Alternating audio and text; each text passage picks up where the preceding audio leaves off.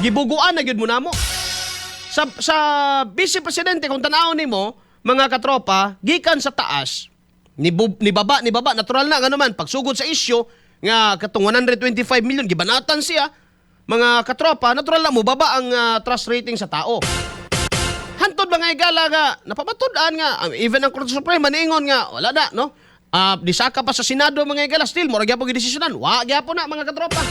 Oh, wala gyud naka-proceed ang kining impeachment complaint. Until now, paabot na sila may gala karong tuiga, karon na pod 2026 kay magpasaka naman pud sila, no? So, kung imong tanawon may gala, gikan sa taas ni baba na apektuhan sa mga isyu, hangtod nga gwapo ang timing ba kay na apektuhan sa mga isyu, and then napamatud-an nga ang Korte Suprema niingon nga unconstitutional, ang Senado nag-rule out mga igala nga sige diha sa na mga katropa, wa gyud naka-proceed mga igsoon.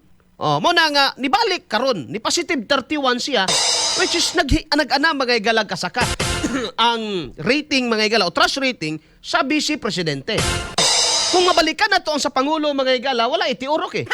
Gikan sa positive 42 no sa July 2024 mga higala, hangtod nga nag 33, wala na gyud ni kabalik og saka higher than 30 mga katropa. Wala na ni ka saka og positive 30. Nag-anam gyud ni from 33, positive 29, positive 24, positive 11. Hangtod nga nag-negative 3 ni niadtong Marso mga katropa.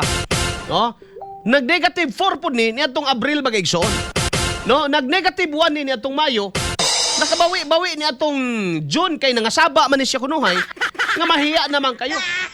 But along the way, no, ang mga tao nakabantay nga mura maning imo man di ba ni tinuod nga investigasyon, mura maning cover up. Tanawa karong ICI, napa ba din nabilin mga igalang komisyoner sa ICI nga nang resign naman tanan.